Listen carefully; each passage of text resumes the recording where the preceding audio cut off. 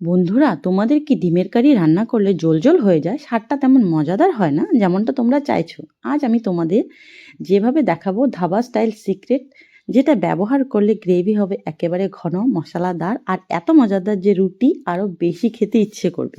শুধু কিছু কিছু ছোট ছোট ট্রিক ফলো করতে হবে, যা হয়তো তোমরা সাধারণত মিস করছো। ডিমের খোসাটা কিভাবে পারফেক্ট ছেড়ে আসবে, তেলে ছাড়লে ডিম ফাটবে না, কোন মশলা ইউজ করতে হবে। চলুন আর সময় নষ্ট না করে রেসিপিটা শুরু করি। প্রথমে আমি এখানে 4টে ডিম নিয়ে নিয়েছি।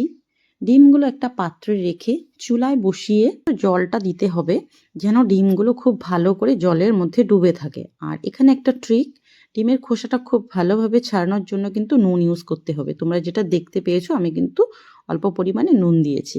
এখন আমি সব কিছু রেডি করে নেব, যেমন যা যা মশলা লাগবে সেগুলো আমি প্রিপেয়ার করে নেব। দেখো এখানে আমি বড় বড় দুটো পেঁয়াজ ভালো করে আগের থেকে খোসা ছাড়িয়ে ধুয়ে রেখেছিলাম, এখন আমি স্লাইস করে নিচ্ছি। খুব একদম মানে মিহি মিহি করে না, মিডিয়ামভাবে।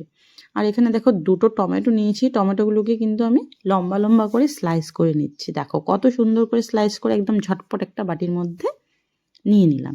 এখন এখানে কিছুটা ধনেপাতা ইউজ করব।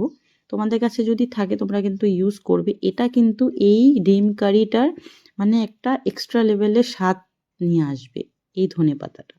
তো দেখো আমি ধনেপাতাটাকে আগে থেকেই ধুয়ে আমি কেটে একটা প্লেটের মধ্যে দেখো কি সুন্দর নিয়ে নিচ্ছি। এবার দেখো ডিমটা কিন্তু আমি ঠান্ডা হতে দিয়েছিলাম। এখন 4টে ডিম নিয়ে নিয়েছি, তোমরা কিন্তু তোমাদের পরিমাণ মতো নিয়ে নেবে বন্ধুরা। আমি 4টে নিয়েছি, তোমাদের যতটা লাগবে নেবে। তো দেখো যে ট্রিকটা আমি ফলো করেছি, নুন দিয়ে সেদ্ধ করেছি, দেখো কত সুন্দর খোসাটা ছেড়ে যাচ্ছে, একটুকু সময় লাগছে না, খুব সুন্দরভাবে ক্লিনভাবে ছেড়ে গেল। দেখো আমি প্রতিটা ডিমে কিন্তু এভাবে ছাড়িয়ে নিয়েছি। এখন আমি একটা মশলা বানাবো, যেটা হচ্ছে গিয়ে দেখো এখানে দেখতে পাচ্ছ, এখানে সাদা তিল আছে, গোটা ধনে, শুকনো লঙ্কা আর সর্ষে, আর হচ্ছে গিয়ে আদা, কাঁচা লঙ্কা আর রসুন দিয়েছি। দিয়ে আমি এগুলোকে একটা মানে কড়াইয়ের মধ্যে হালকা রোস্ট করে একটা প্লেটের মধ্যে তুলে রাখছি। আর হ্যাঁ বন্ধুরা, আমি কিন্তু ডিমগুলো চিড়ে নিয়েছিলাম কিন্তু একটু চাকু দিয়ে।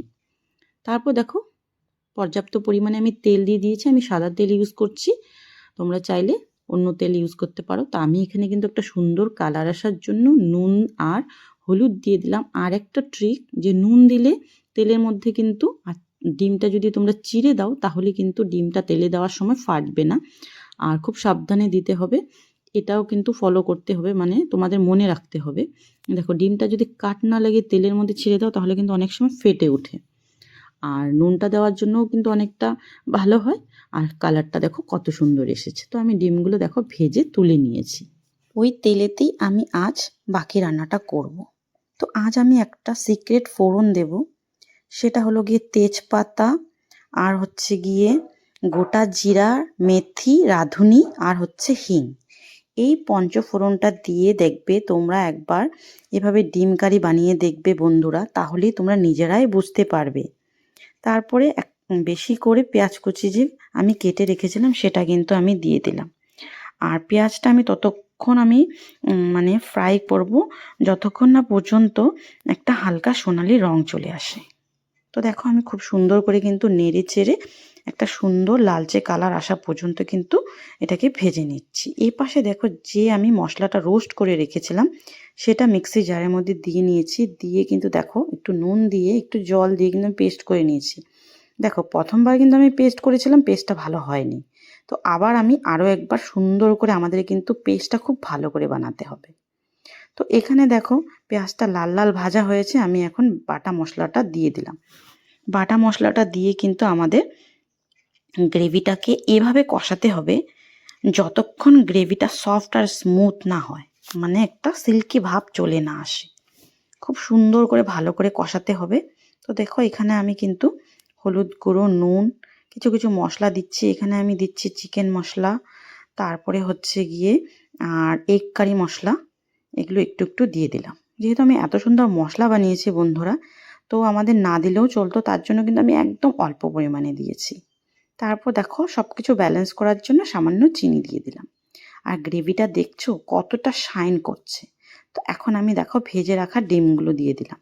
ডিমগুলো দিয়ে কিন্তু আমাদের খুব সুন্দর করে আর কি গ্রেভির সাথে মিশাতে হবে। তার আগে কিন্তু আমি টমেটো কুচিটাও দিয়ে দিলাম, কেননা মশলার সাথে কিন্তু টমেটো কুচিটাও খুব সুন্দর করে মশলাটাকে সোক করে নেবে আর খুব সুন্দর মিশে যাবে। তো একবারে তার জন্য কিন্তু সব দিয়ে আমি খুব সুন্দর করে নেড়ে চেড়ে নিচ্ছি। তো বন্ধুরা, তোমরা যদি সবগুলো ট্রিক ফলো করে ডিমের কারিটা রান্না করো, তোমাদেরও কিন্তু অবশ্যই পারফেক্ট হবেই হবে। তো দেখো কত সুন্দর লাগছে, আর টমেটোগুলো মজে গেছে আর একদম মশলার সাথে মিলে গেছে, ডিমটাও কিন্তু মিলে গেছে, একদম খুব ভালো লাগছে। আর এখানে কিন্তু বন্ধুরা গ্রেভিটা সুন্দর করার জন্য, মানে ঠিক করার জন্য আমাদের জলটা কিন্তু বুঝে শুনে দিতে হবে। দেখো আমি কিন্তু খুব অল্প পরিমাণে জল দিয়েছি, যেহেতু এখানে সিদ্ধ করার কিছুই নেই, তার জন্য খুব অল্প পরিমাণে আমাদের জলটা ইউজ করতে হবে, তাহলে কিন্তু গ্রেভিটা ঠিক হবে। তারপর তোমরা চাইলে এখানে খুব সুন্দর একটা অ্যারোমা আসার জন্য কাঁচা ধনেপাতা কুচি ইউজ করতে পারো। তো দেখো আমি কিন্তু ধনেপাতা কুচিটা দিয়ে খুব সুন্দর করে মিলিয়ে নিয়েছি। দেখো বন্ধুরা, গ্রেভিটা কিন্তু থিক, স্পাইসি আর ডিমগুলো একেবারে টেম্পটিং দেখাচ্ছে। তোমরা যদি এই রেসিপিটা ট্রাই করে থাকো, কমেন্ট করে বলবে কিন্তু কেমন হয়েছে। আর হ্যাঁ বন্ধুরা, এমন সিম্পল হোম কুক রেসিপি চাইলে চ্যানেলটা সাবস্ক্রাইব করে বেল আইকনটা প্রেস করে রাখবে। আর হ্যাঁ বন্ধুরা, লাইক দিতে ভুলবে না কিন্তু, যাতে আমি আরও টেস্টি রেসিপি শেয়ার করতে পারি তোমাদের সাথে। তোমরা কিন্তু এরকম সিম্পল সিম্পল রেসিপি আমার চ্যানেলে পেয়ে যাবে। আমি কিন্তু খুব সাধারণভাবে রেসিপিগুলো শেয়ার করি।